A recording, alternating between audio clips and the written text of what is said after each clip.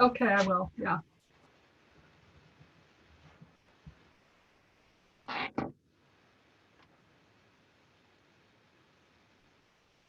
Well, good morning, everybody. I think we'll go ahead and get started, and then we can catch people up as they join us. Welcome to Oregon's collaborative approach to promoting the recruitment and retention of a diverse construction workforce. And people should know that we are recording this. So everything on the screen will be recorded and the audio will be also recorded. Thank you so much for those participating for your interest in our topic, and many thanks to Lyra for making this presentation possible. We have a wonderful panel of speakers, all experts in their varied perspectives on this issue, starting with Val Hoyle, Labor Commissioner of the Oregon Bureau of Labor and Industries, Lisa Ford, Director of the Apprenticeship and Training Division of the Oregon Bureau of Labor and Industries, Rahi Reddy, Program Manager for Metro Regional Government's Diversity, Equity, and Inclusion Program, Kelly Kupchak, Executive Director of Oregon Tradeswomen, and Maura Kelly, Professor, Portland State University, as well as our discussant, Erin Johansson, who's Research Director from Jobs with Justice. So as you hear, we have a really great group of people to discuss this topic, and further bios and attachments are in the file for this section. Slide 2, please, Erin. Erin is now going to show her screen. And the second one, please. Okay. So folks, please hold questions, but enter them in the chat box. We'll hold them all until the end. We have allowed significant time for this. You can direct them to a specific panelist or just in general. And then here's the contact information for Erin for research questions and myself for advocacy questions. And we also have links to the end of the slides. And I realized I didn't introduce myself. I'm Connie Ashbrook, co-chair of the National Task Force on Tradeswomen's Issues. Next slide, please. So today we will be talking about why diversity in the construction trades matter. Why are the trades in the Portland area more diverse than most of the country? And what about our collaborative approach has made a difference? And then how can researchers and labor activists like you make a difference in ending occupational segregation in this important sector of the economy? Next slide, please. For those of you that are unfamiliar, here's a brief overview of what are the different construction trades and sort of the way somebody gets into the trades and travels up the ladder to in possible positions in the trades. The construction trades only require a high school diploma to enter, and in Oregon, an apprentice's starting wages are between $15 and $27 per hour, depending on the trade and whether they're union or non-union, and $25 to $54 per hour after 3 to 5 years of training. Training happens on the job and during related classroom training, typically about 144 hours per year, and many apprentices earn associate's degree upon completion. Additionally, all union programs and some non-union programs offer full family health care benefits and pensions. So as you see, construction is a great pathway out of poverty if you can get in and stay working. With over 10,333 construction and manufacturing apprentices in Oregon, there is considerable opportunity again if you can get in and stay working. Here are Oregon's partner organizations. We think this is one reason Oregon is different, because we have built collaborative partnerships and have been working together towards greater industry diversity for many years. The slide shows some of the many organizations involved, and just to note that we're standing on the shoulders of two important organizations that started this work in Oregon, the National Association of Minority Contractors of Oregon and the Coalition of Black Men, who've both advocating for construction diversity in Oregon since the 80s. Next slide, please. So here is a slide that shows the new apprentices in Oregon 2005 to 2019 by race and gender. And although Oregon has greater diversity in apprenticeship than many, many states, the vast majority of apprentices in Oregon are still white men. Just a reminder that until the Civil Rights Act of 1964, apprenticeship programs could exclude men of color. And until President Carter's executive order in 1978, apprenticeship programs could exclude women. So there remains an informal bias of sexism and racism at every level of hiring and retention decisions and an on-the-job treatment, which our panelists will discuss in further detail. Our data focuses on apprenticeship data because detailed journey level data is almost impossible to collect. Women are about 3% of construction apprentices nationally, and we have a document in the presentation file that you can access. And about 8.4% in the Portland metro area, where Oregon's construction, most of Oregon's construction occurs.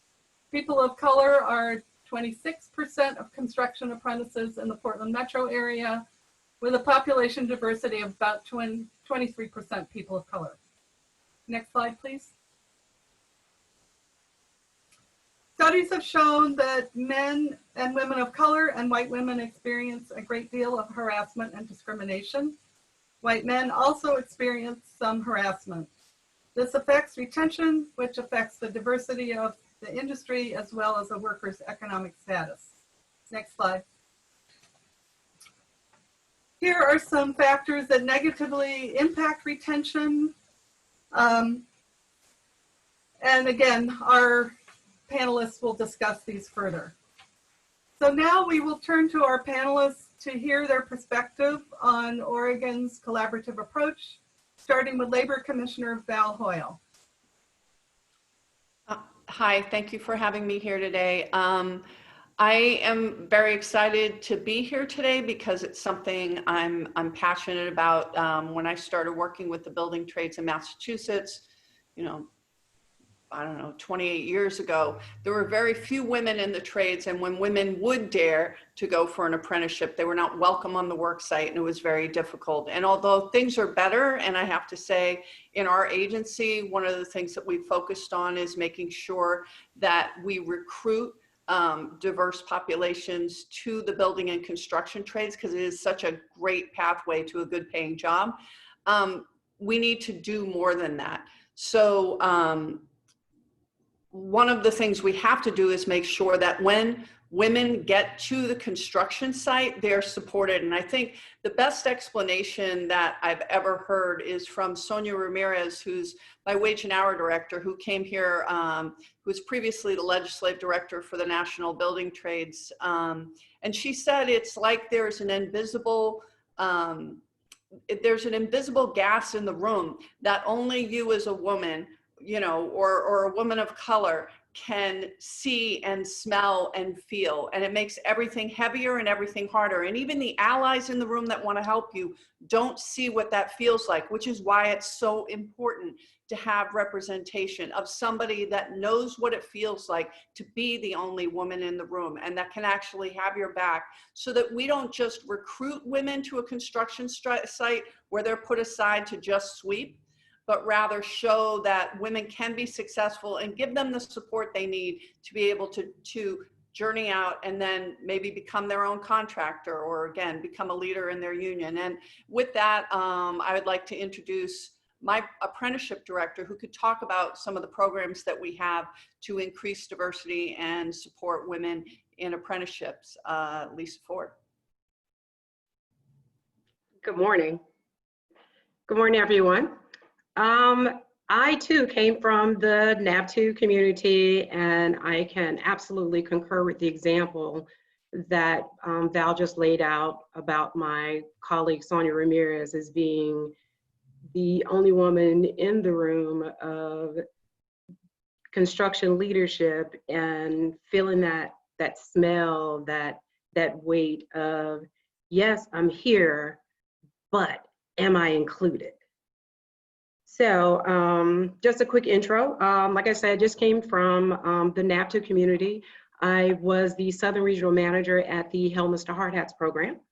And I've been on board here for almost 2 months now, since April. And the apprenticeship training division, what we do, we register employers and apprentices. We facilitate over local and joint committees, as well as the Oregon State Apprenticeship and Training Committee. And we promote the development of apprenticeship models as part of a state human investment strategy for workforce training in Oregon. The apprenticeship training division consists of a very, very diverse team. One of the team members I see is here attending the meeting. That's Larry Williams. He is our ODOT services policy analyst. Our team has on board individuals with various backgrounds, from ABC to Oregon tradeswomen. We have Army veterans, we have Marine Corps veterans. Myself, I am a Marine Corps veteran. We have individuals from the Department of Veterans Affairs, from the education field, as well as a background in law. So with all of that diverse background, we have responsibilities of providing supportive services. We have a veterans program analyst recently just hired on this year to focus their efforts in on the recruitment, retention, and development of service members into apprenticeship opportunities here in the state. The state actually has about 8,300 active National Guardsmen, and I'm aware that right now about 1,200 of them are deployed.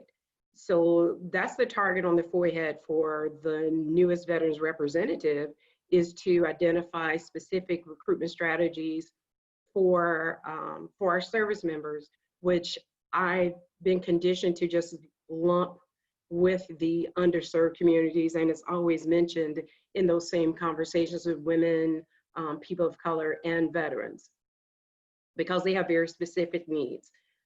We also have a team of apprenticeship representatives, as well as a compliance unit. Now, as a division, currently we're going through changes. We have changes from the top, as I just indicated. I just came on board in April of this year, and my predecessor had been in place for 20 plus years and has set a division in place that now has a group of individuals, as I said, that are really diverse. And what we're focusing in on now is identifying the barriers to apprenticeship and regulatory reform. In an effort to streamline our process and to make employers who view their opportunities, especially those occupations that are apprenticeable, view the apprenticeship process too arduous. So what we're doing collectively as a division, we're currently focusing in on our 3 major areas and developing work charts as far as creating new apprenticeship programs, on how you would create a pre-apprenticeship program, how you report your information into our division. We're reevaluating our compliance review process, again, to make it more appealing to employers to want to create or entertain the idea of a pre-apprenticeship into an apprenticeship program. We're also identifying outdated forms, rules, and policies and procedures that no longer serve us as a division. And we're also focusing in on more training internally and externally so that we can provide a better product for our Oregonians who are seeking apprenticeship opportunities. Now, mention supportive services. In partnership with BOLI is the Bureau of Labor and Industries, and the Oregon Department of Transportation, they have a heavy highway construction program. And these programs are associated with careers that are with the carpenters, the laborers, the cement masons, the operating engineers, as well as the painters. And the supportive services that are provided are childcare or funding assistance to those women and men who are currently registered in a pre-apprenticeship and apprenticeship programs, along the lines of childcare services, travel, meal and lodging expenses, funds to help purchase the startup tools, funds to help purchase PPE. And there is also a one-time hardship fund that those that are actively registered in these programs can also receive. The slide that I submitted, I wanted to focus in on the numbers, because as you look at the slide, as you look at our slide, this is our May key performance measures. And it measures from, oh, I'll wait for Erin to get there. And Lisa, just a heads up, you have about another minute. Okay, cool. I'm wrapping up as well. So the slide pretty much measures our key performance measures and just shows where we are as far as our recruitment from May of last year to May of this year. And as you'll see, once we get there, that I don't think we have your slide, Lisa. Oh, okay. However, do I have it?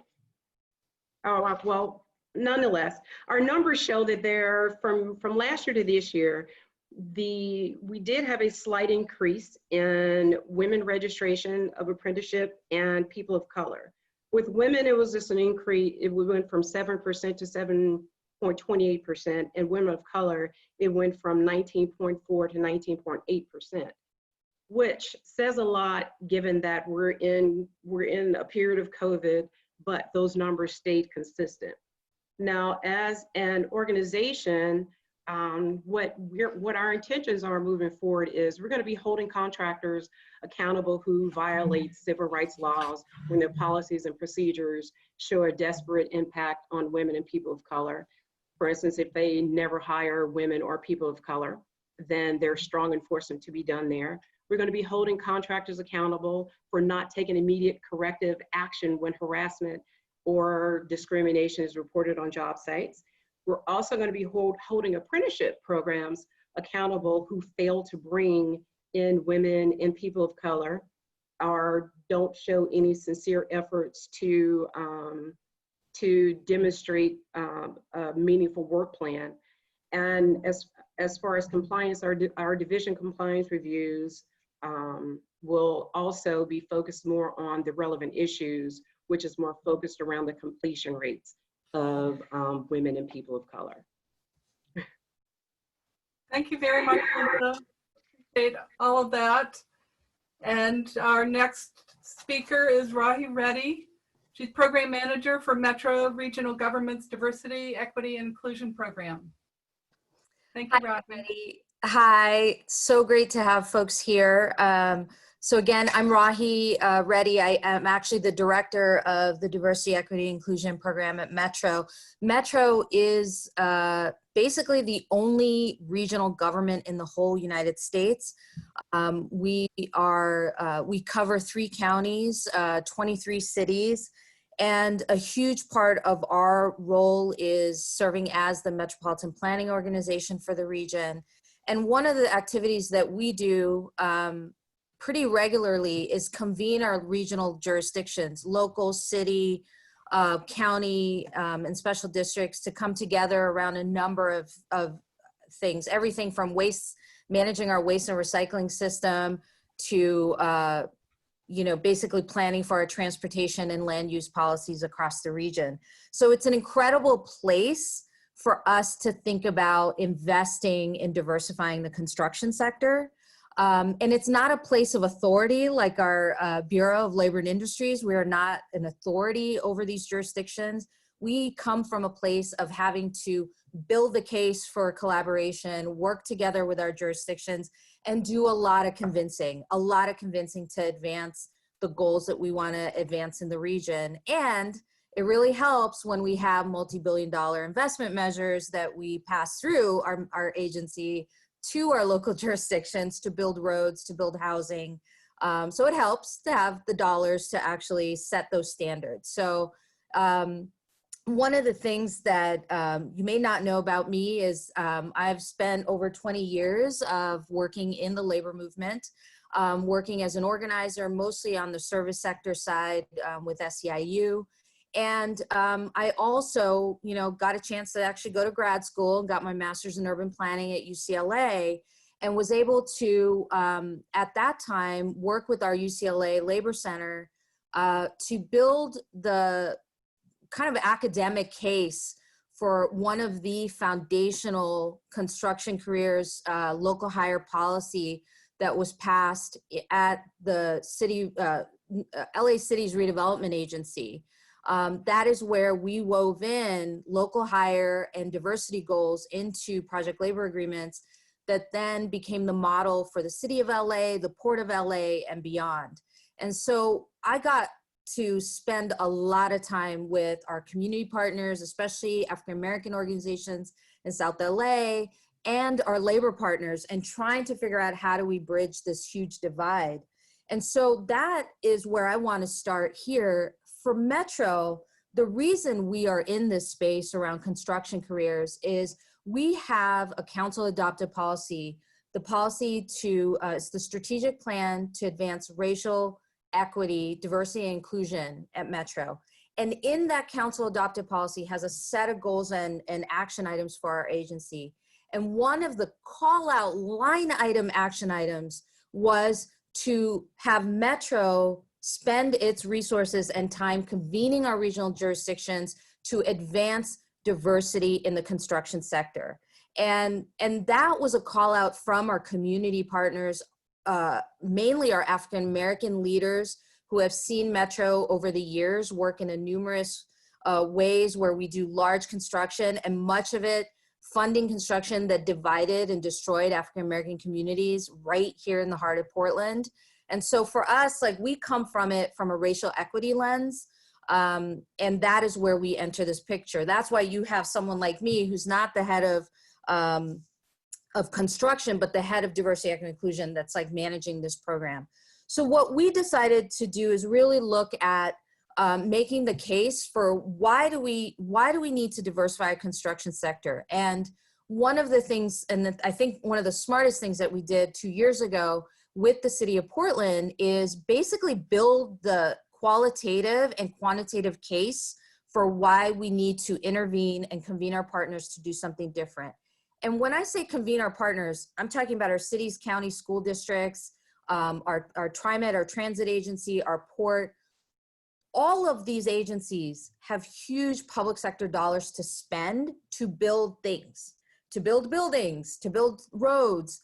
And so we come at it from really our Bureau of Labor Industries can only do so much but we can do so much more if our local jurisdictions have policies that are going to advance diversity in the construction sector. So what we're kind of coming at it is as owners. We put the dollars into the community.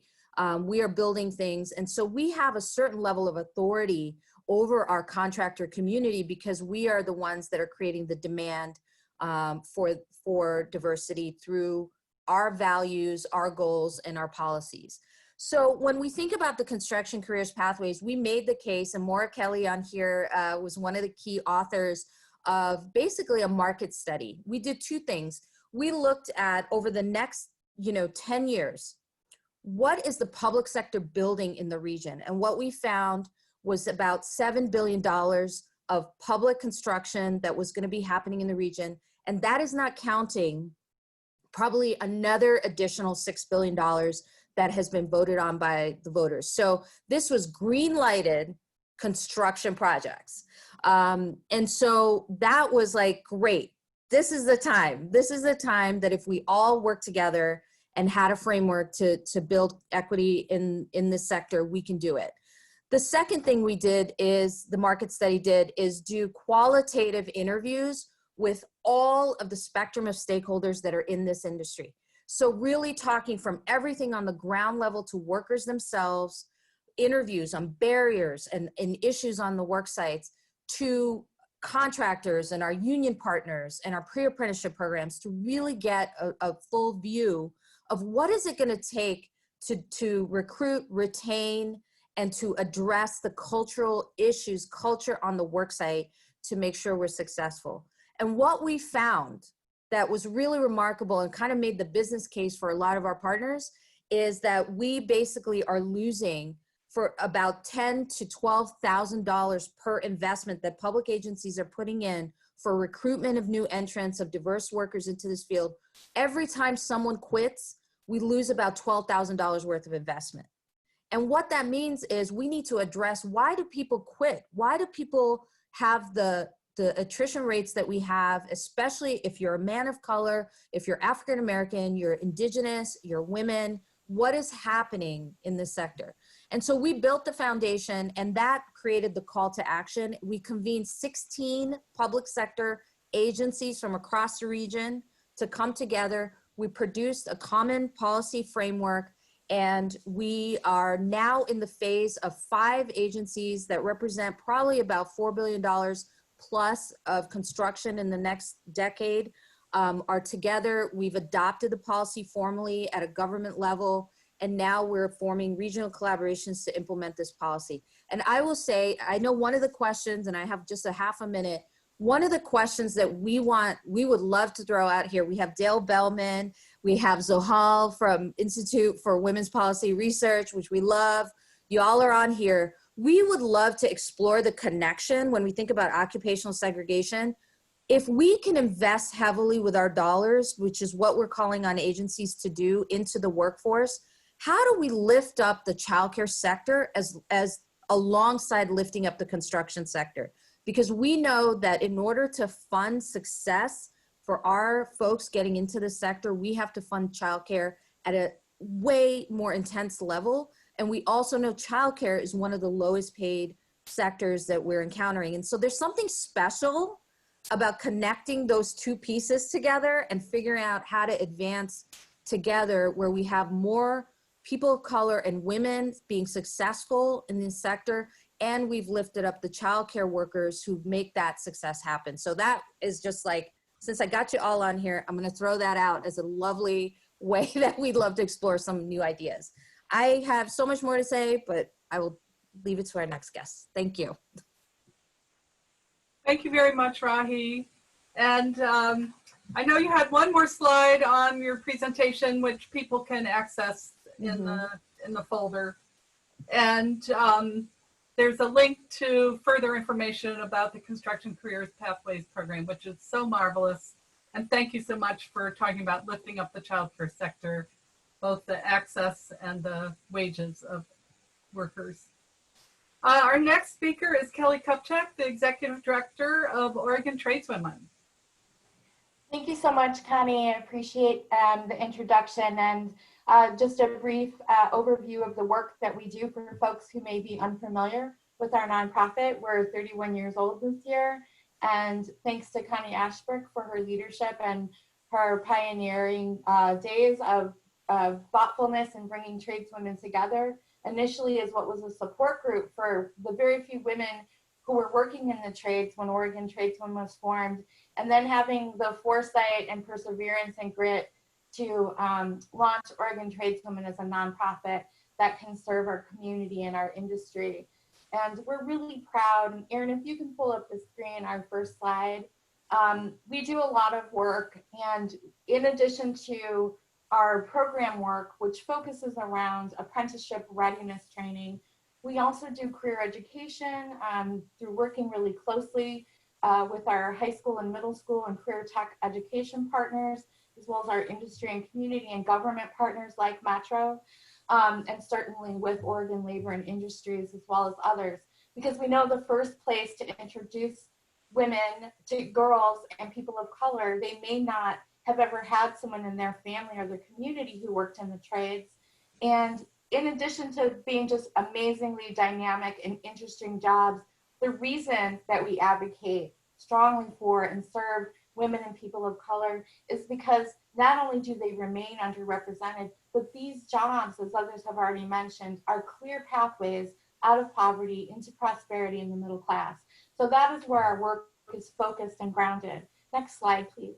So our first piece is always recruitment. The industry needs skilled workers and they need diverse workers. So we do that through a variety of programming means. But we also know, next slide please, that just getting women in and people of color in is not enough. If those folks don't finish their apprenticeship and don't journey out and make the top wages and actually have a career, because they're leaving at rates that are higher than their colleagues, their peers of men, white men, then they're not reaping the economic benefits of those careers. So retention is really key, and we do not do that on our own.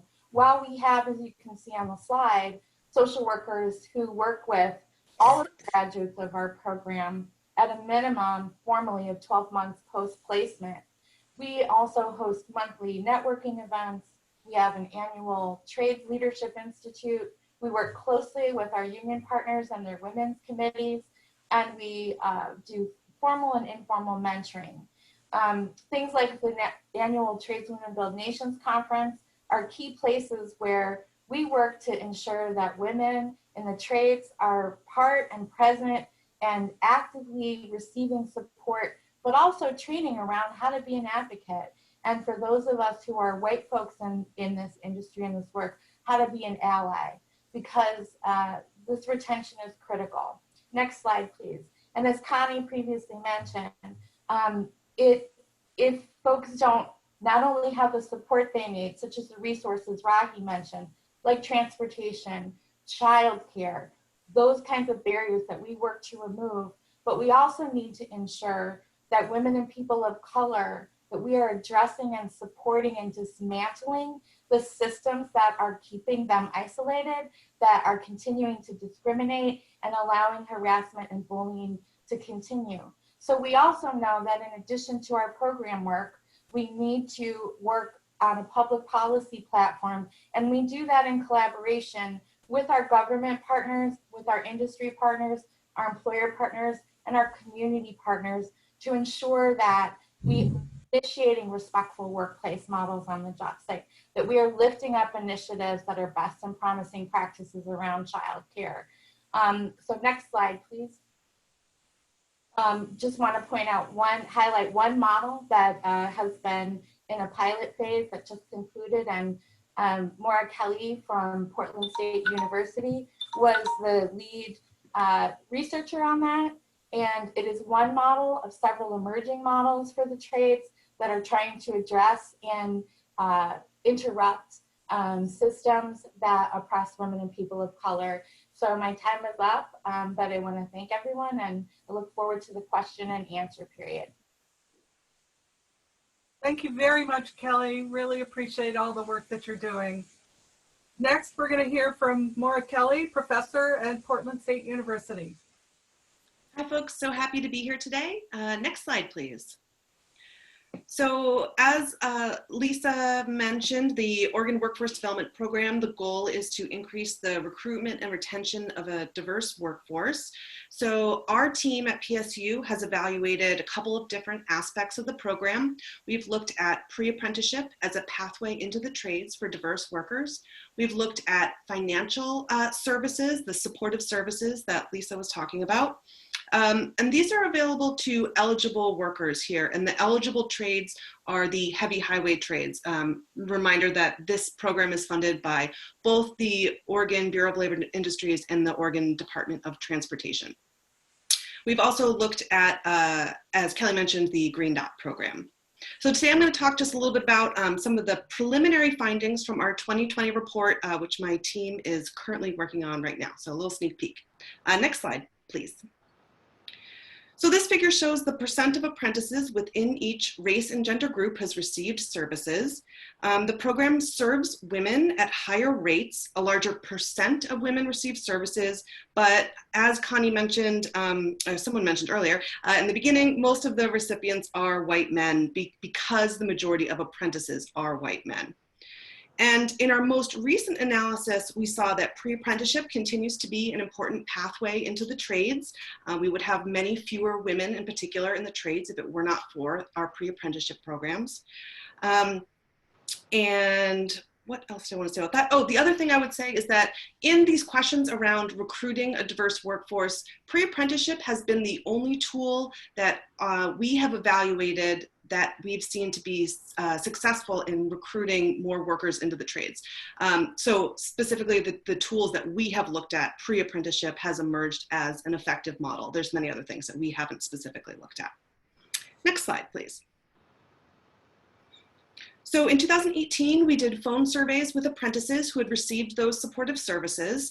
And not surprisingly, they found them very helpful. And what is really interesting here is, even a small amount of money to support someone buying their first pair of boots, to support someone who needs to travel out of town for a week, that even a relatively small amount of money can have a big impact on people's ability to persist in the trades.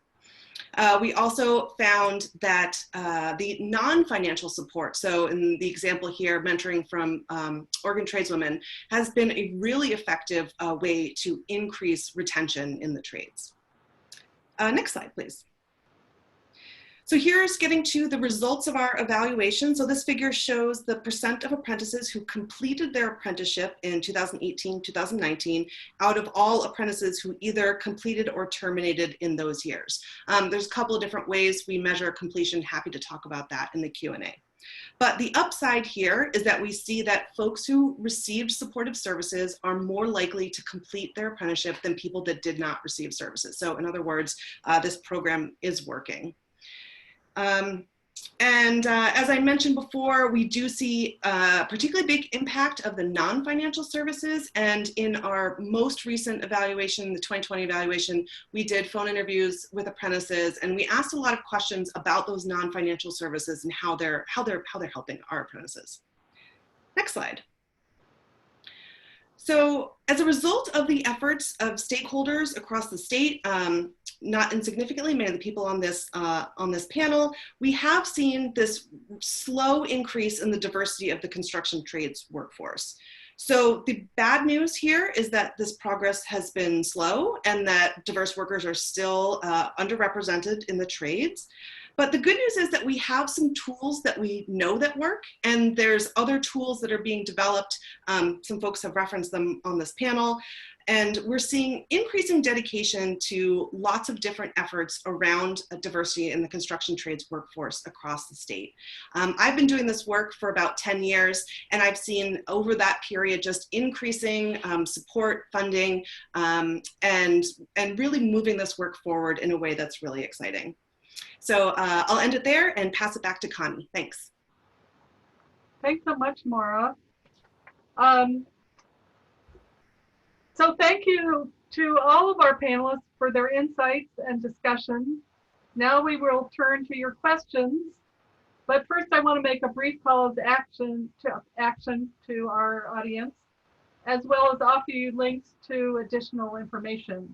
You in our audience as researchers and labor activists and agency people can contribute to this effort to making a difference in ending occupational segregation and helping diverse women and men of color access this pathway out of poverty and into satisfying and lucrative careers. You are important actors in helping policymakers in your area understand the lessons we have learned in Oregon. You could be instrumental in bringing together the agency, industry, community, and labor partners that it takes to truly overcome the inequities in this sector of our economy. So I hope you will take that to heart and act on it. Next slide, please.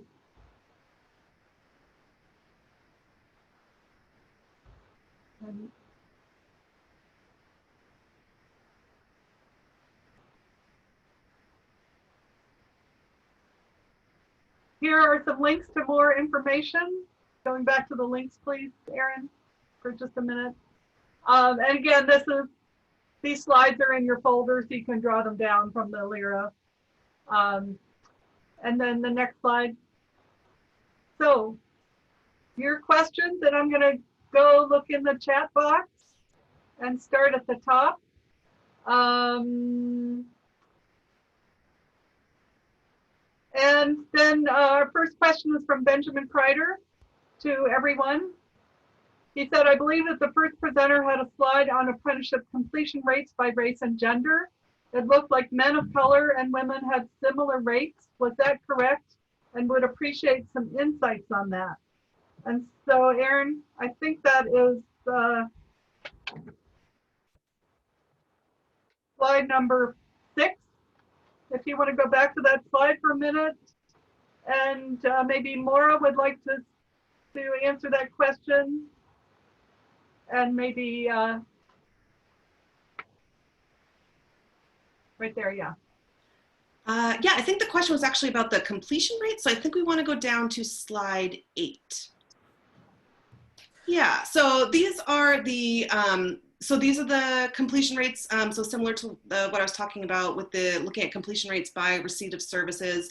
And so here, yes, we do tend to see that white men have much higher retention rates than people who are women and or people of color.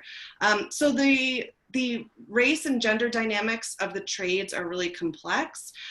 We see that women in particular experience discrimination based on beliefs that they can't physically do the work, which, as you can imagine, could certainly negatively impact women's experiences at work. Men of color tend to get less of that not being able to do the work, but certainly experience the full range of experiences of racism on the job site. So that we do see the ways in which men of color are really negatively impacted by that hostile workplace. Happy to turn it over to anyone else who'd like to say more. Yeah, I'd love to actually weigh in here. I think one of the things we've learned is you really have to disaggregate by race. And when we've seen the numbers disaggregated by race, we see that African-American men have some of the lowest completion rates out of apprenticeships. I think African-American men and women of color at that intersection have like the lowest of them all. And so for us, one of the things we're doing to focus our investments into our workforce supports is really making a plan. You know, we're talking with our other funder partners. How do we have much more focused by race and gender approaches and culturally specific approaches where we can invest in wraparound services that are culturally specific to get to those individual barriers? Because I do think that these numbers don't show you what is really happening on the ground and why we're seeing the kinds of very, very specific impacts. And for me, when we think about especially this moment, and I think it's the right moment that we focus on Black lives and our construction sector, what we know is there is such a deep history in Oregon around discrimination of Black workers in the trades. And you can go all the way back. And I shout out to you researchers, because there's this very specific article I had to order back in the day, which looked at the Jim Crow setup of our sheet metal workers and steel workers in Kaiser Steel, when we had all of these African-American workers that came here in the 40s to help with the war effort at our shipyards. And the unions were forced to take them in, and they created Jim Crow standards where they weren't allowed rights, they weren't allowed protections. And so we know that for African-American workers, that kind of lower status tier, they were never able to benefit from what we think of like the best benefits of being a union trade. So there's a lot of history, there's a lot of things that we have to deal with. And so when we disaggregate by race, we can get to those issues, we can get to those experiences and figure out, okay, what do people need to actually succeed based on who they are? So I think those numbers are not really fully reflective of what's happening on the ground, disaggregated by race. Thank you, Rahi. And did anyone else? Lisa? Make sure I'm not muted.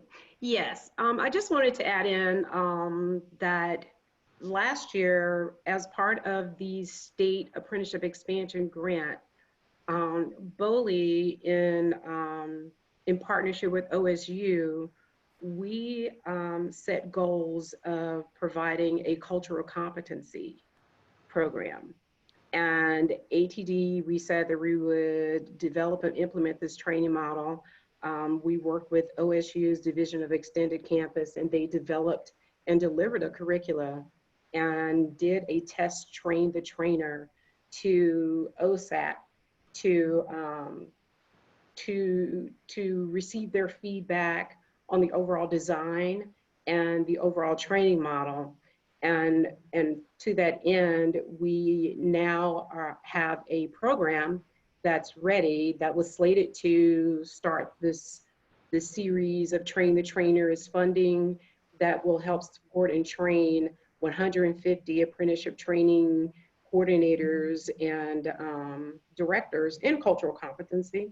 The first rollout was slated for August 1st because we wanted to be an in-person training because it's more ideal based upon the curricula. But because of COVID, we may have to push it back to November. And if we do need to push it back to November, we are in the process developing a virtual model. However, the thought is by having the cultural competency program, it will help address the gap in communication with the demographic that we're trying to reach as well. Lisa, Dale Bellman had a question for you, and he said that you indicated that your office will be enforcing standards for representation of underrepresented groups. What standards will you be using to determine if apprenticeship programs are making sufficient efforts? How do you determine the goals? And he commented that the U.S. Department of Labor will be facing this issue given the changes in apprenticeship regulations, and early information would be important. So I see you had some answers, but it just went to me, not to everybody. So maybe you I did. talk to Dale's question. Yeah, I'm kind of technically not as technically sound this morning. However, internally, we do have an affirmative action work team that work in partnership with the ARs once they submit a program's work plan. And we have an internal evaluation rubric that we put next to the work plans and determine from there if the program are meeting the minimum expectations as it relates to recruitment and meaningful work plans that address that issue, especially if it's a program that's been cited from previous years and they only, and the following year they submit the same work plans. So once the evaluation is done, and if a program is found to not meet expectations, then the apprenticeship representative provides more technical assistance in helping them to massage the work plans to meet the standard, or even determine if their immediate area does not provide that success, what we would categorize as an acceptable completion rate for women and people of color, determine the reasons why. And if it's one that's not feasible, then those programs will be cited to appear before the OSAC subcommittee to discuss why they're falling short. So, and I'll just come in terms of what standards we use. It really depends on the program. It depends on the contract. I know with Multnomah County, certainly with Metro, they have certain standards that they put forward in terms of, you know, how many women, a percentage of women and people of color for each apprenticeship program. We look at the areas, we look at the program, we look at where they're starting with, and then work with them on a reasonable plan to expand the number of women and people of color. So in terms of what criteria we use, it depends on the area, it depends on the program, but we work to push people, have them commit to a certain number, and then hold them accountable on that number. But what is most helpful is when you have, when you bring a contractor on for a project that has public dollars, make sure that there's something in there about the percentage of apprentices that should be women or underrepresented minorities. And that is the most helpful tool for any of us to be able to use to actually bring more people into the trades. I've seen questions about union, non-union, and my apologies to Lisa. I did find your slides. I'm going to just post it right now. Maybe if you can comment on of those numbers in your slide, which percentage are non-union versus.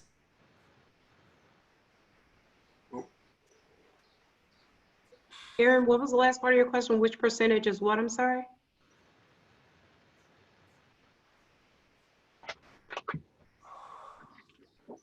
Non-union.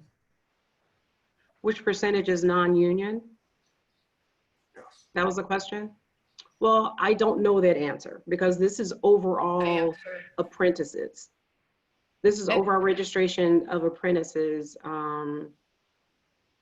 So no, I don't have that number because we evaluate apprenticeship programs, whether they're non-union or union. If it is an employer who has an occupation that is apprenticeable and it falls within all of the statutes and regulations, then we govern ourselves accordingly. We don't make the distinction as far as the approval process. Now, I'm sure I can get the information as far as the breakdown of whether they're union or non-union. I just don't know that offhand. I think what I would say is our agency, I mean, again, we're ecumenical between union and non-union. What I can tell you is that union contractors utilize apprenticeship more than non-union contractors. The union programs, not always, but tend to have higher completion rates. So that's anecdotal, but from our perspective, we're an agency, we oversee and register apprentices, and we're ecumenical on whether they are unionized or not. I think this is also one of those like big issues that we dealt with in building our broad stakeholder table with our building trades and carpenters, union partners, and our minority contractors and non-union firms. One of the things that came up for us that we're exploring is for example, non-union firms, they may have workers who are not technically certified, so therefore they cannot have a state certified apprentice because they need to kind of follow some of those standards. And so, you know, I think for us, one of the challenges we face is, okay, we want state certified apprenticeship programs. We want those apprentices to have all of the best training and protections. And so our goal is not to water down that goal in order to meet some other standard, but instead, how can we help some of the non-union firms like make sure that their staff are certified and they get the resources, especially mainly our minority owned businesses. So we want everyone to kind of like roll up to a high standard that's set by our Bureau of Labor Industries as opposed to like water down. And I think having state registered apprentices is like one of those, like, I don't know, it's like one of those wedge issues that I think we're trying to figure out, like, okay, how do we get beyond the typical conversation of like, well, you know, the unions are, you know, keeping us from having those workers and having those apprentices, and instead say, no, we have standards for a reason. And how do we roll up those standards to the highest standard? Because that is what these workers need. So it's a hot button issue in Oregon for sure. Okay, I see Gail has raised his hand, and then Kelly Kupchak, and I also want to see if we can go back to this thread that people have made a lot of comments about around childcare the need to combine childcare access with apprenticeship resources. So first Dale, then Kelly, and then back to the childcare.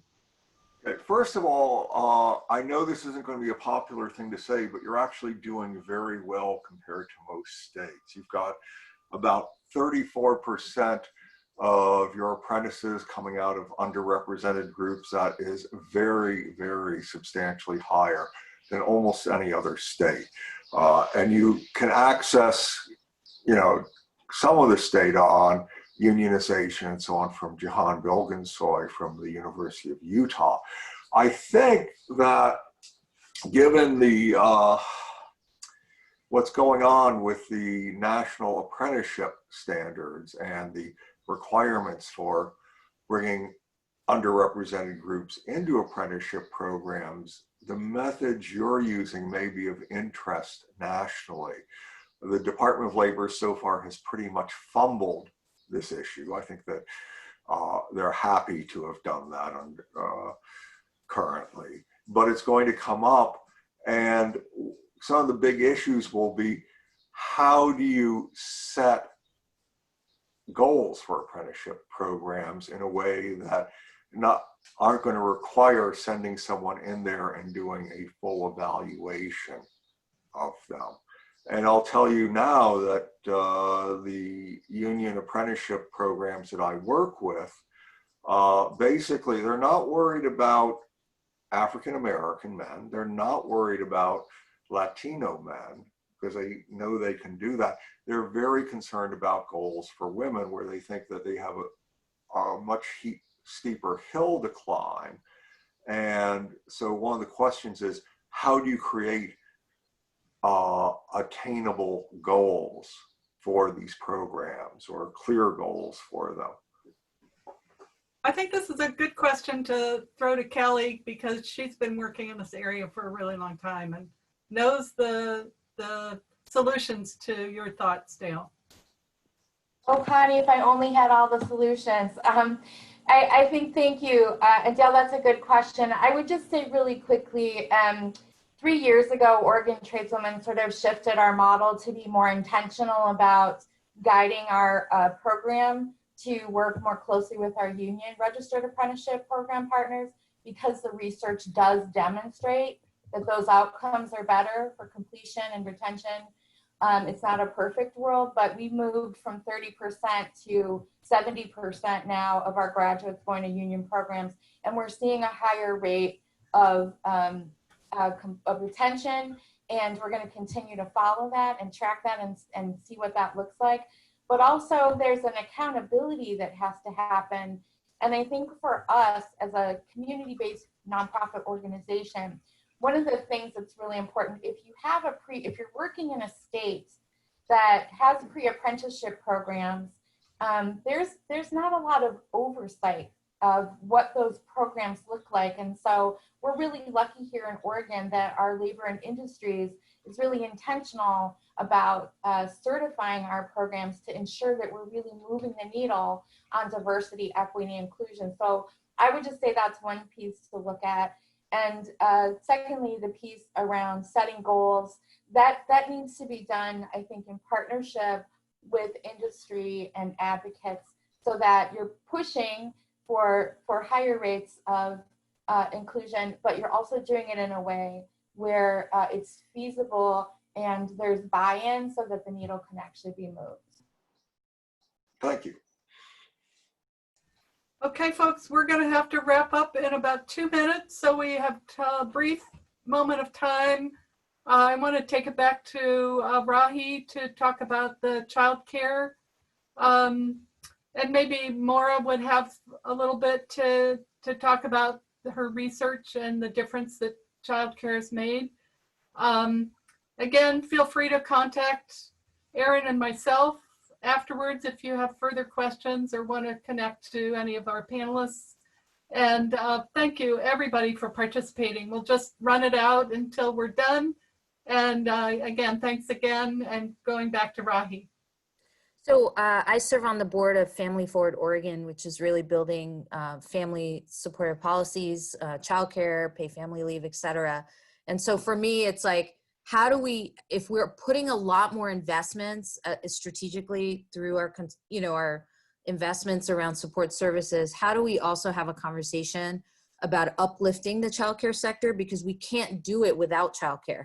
And so that's the question when we think about occupational segregation.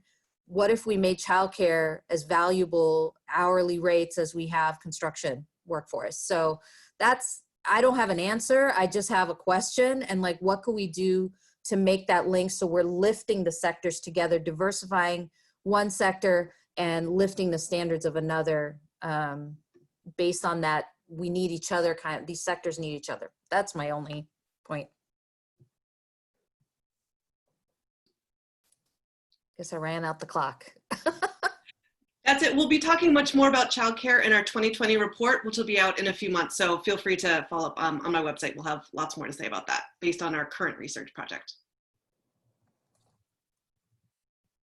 Thanks again, everybody. Thanks, everyone. Erin, will you be sending us the chat?